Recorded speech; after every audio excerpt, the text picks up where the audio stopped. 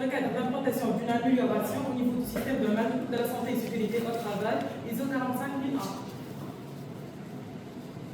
Le plan de notre exposé sera le suivant. Tout d'abord, on a introduction générale, puis présentation de la société, ensuite recherche bibliographique, après cela méthodologique et analyse, et à la suite problématique, évaluation, et pour l'essentiel de notre exposé sera l'amélioration continue, et nous terminerons par une conclusion.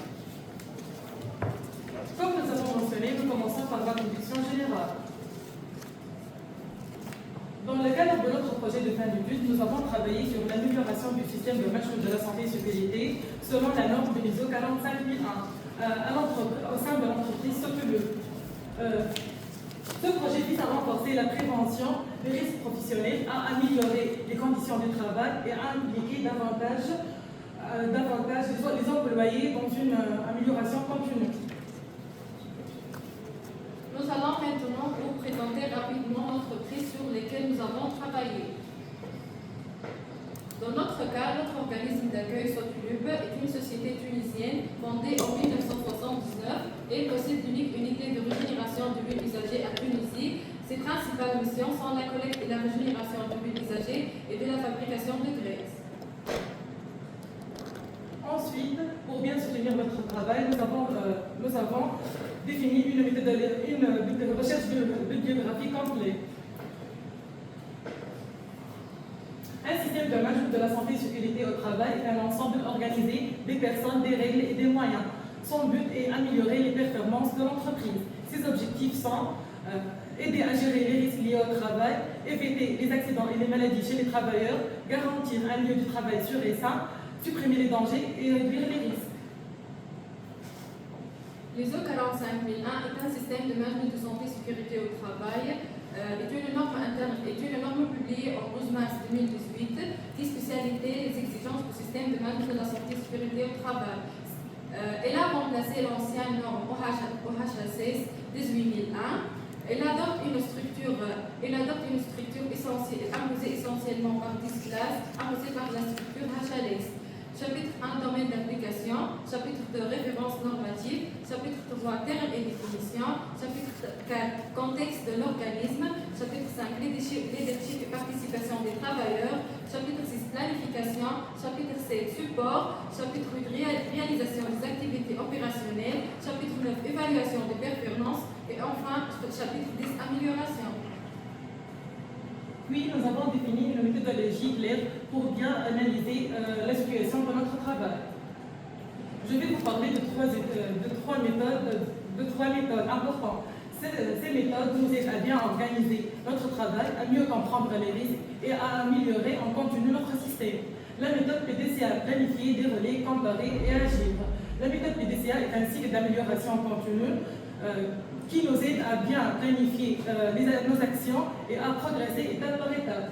Puis l'analyse SWOT, qui permet d'analyser la situation en 4 points. Les forces, ce que nous faisons bien, les faiblesses, ce qu'on peut améliorer, les opportunités, ce qui peut nous aider à progresser, et les menaces, les risques à éviter. On utilise la grille de cotation pour évaluer les risques professionnels. On note chaque risque par probabilité et gravité pour calculer son niveau de risque.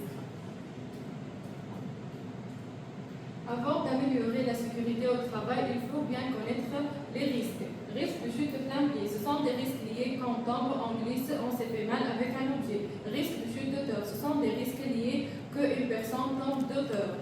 Risques liés à la charge physique de travail, ce sont des risques liés au travail répété ou de prendre des choses lourdes.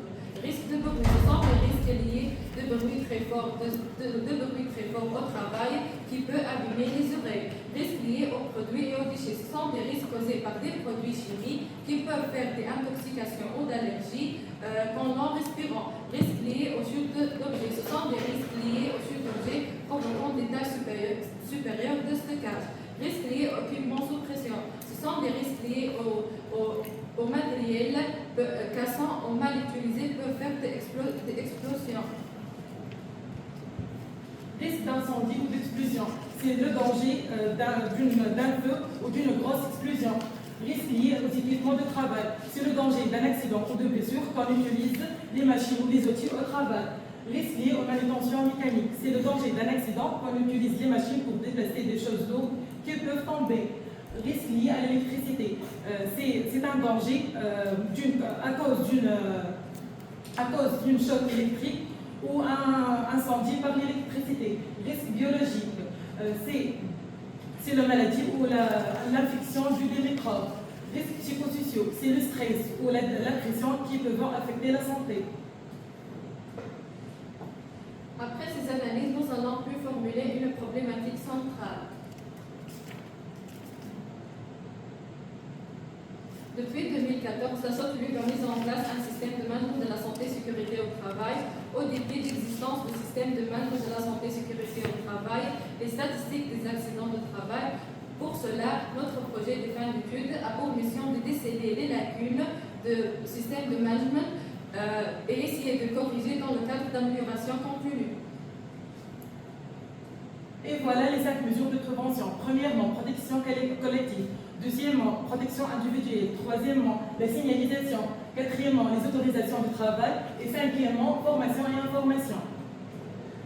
Nous allons maintenant adopter les mesures de la protection collective qui consiste en la première ligne de défense pour prévenir les risques. Un échafaudage est un équipement de travail est une structure consiste à monter. Douche de sécurité est un douche spécial utilisé en cas de contact avec des produits chimiques. Il sert à avancer rapidement. Le brisage de sécurité est un marquage monté clairement pour éviter les risques. Passons dans cette partie à la protection individuelle, qui consiste les dernières barrières entre le travailleur et le danger. On a les chaussures de sécurité qui protègent les pieds contre plusieurs risques liés aux les objets pointus, les chocs et les produits dangereux. Les lunettes pour protéger les yeux contre les projections des produits. Protection respiratoire. Son rôle, protéger les voies respiratoires. Écrans faciaux pour protéger les yeux et le visage contre les risques liés au rayonnement. Les harnais de sécurité, c'est un équipement pour protéger les risques liés de chute d'auteur. Casque de sécurité pour protéger l'eau de tête contre les risques comme chute d'objet. En complément de protection collective et individuelle, autres types de prévention sont nécessaires pour garantir un environnement sûr et sain. Les signalisations aident les travailleurs de bien connaître les risques et ce que doivent faire pour travailler en sécurité. L'autorisation de travail est un document dit qu'une personne fait une tâche spéciale en respectant les règles de sécurité. Formation et information aident les travailleurs à comprendre comment travailler et apprendre comment respecter les risques. Mise à jour des documents uniques d'évaluation de risque. Le document sur les risques sera mis à jour régulièrement. Quand on trouve un nouvel risque, on garde les anciennes versions et on ajoute et on fait une mise à jour chaque année. On utilise la grille de cotation pour calculer son niveau de risque. Dans ce cadre, nous allons faire une amélioration de documents uniques d'évaluation de risque. Nous allons vous citer 2 exemples. Le document A des cadres, activités, causes, photos, événements, famille de risque, cotation de risque brut, maîtrise et surveillance actuelle, cotation de risque résiduel, objectif, action d'amélioration, cotation de risque résiduel. Comme activité, on a assistance aux opérations de démarrage et arrêté de l'unité. Comme cause, on a accident grave, blessure grave, incendie, brûlure. Comme événement, stress, fatigue, des troubles psychologiques, de famille de risques et risques psychosociaux. Comme cotation de risque, on a gravité 4, probabilité 2, donc le niveau de risque sera 8, maîtrise de surveillance actuelle des exercices avant périodiques, niveau de maîtrise opérationnelle 2, donc le niveau de risque sera 16. Pour avoir zéro accident, il faut avoir zéro accident pour réduire les risques psychosociaux. Nous allons proposer de programmer des journées de sensibilisation sur le thème stress et travail sous pression, sous la responsabilité de la sous-direction de la sous-direction de sécurité. Donc la cotation de risque sera gravité 4, probabilité 2, niveau de maîtrise opérationnelle 1, le niveau de risque diminue et sera 8.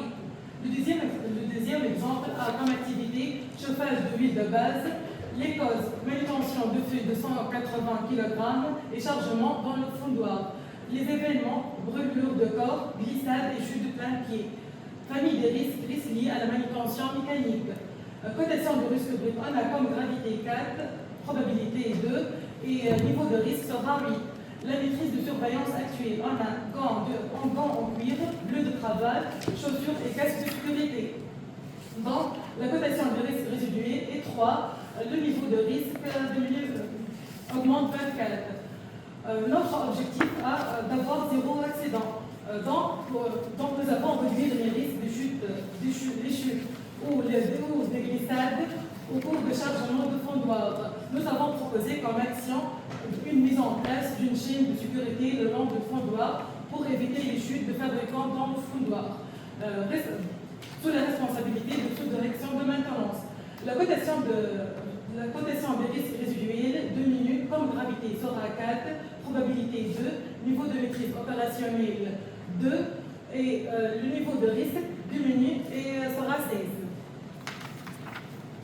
Dans ce cadre, nous allons faire des actions d'amélioration continue. Le système de management de la santé et sécurité au travail doit toujours s'améliorer. L'organisme doit chercher à mieux faire en améliorant la sécurité, en créant une bonne culture de prévention et en faisant participer les travailleurs et s'assurer que les systèmes restent efficaces et adoptés. Notre projet a été porté sur les principales défaillances du système de management de la santé et sécurité et leur impact négatif. En a comme défaillance employeurs et travailleurs non formés en mission de la santé et sécurité au travail, plus manque de participation et manque de consultation avec les travailleurs, plus manque de communication, ce qui entraîne un impact négatif, consultation et participation des travailleurs, sensibilisation, prise de connaissance, communication interne. Dans notre démarche d'amélioration, les actions correctives sont très importantes dans ce travail car elles permettent d'éviter les risques. Premièrement, nous allons faire une enquête de santé et sécurité au travail pour que les travailleurs donnent leur vie sur la sécurité. Deuxièmement, nous allons proposer d'ajouter une fiche d'auto-évaluation au permis de travail. Elle sera remplie par l'intervenant et le responsable. Au cours de notre analyse, nous avons vu que la SOCLUB manque une communication interne. Donc, nous allons créer un guide clair aux travailleurs, visiteurs aux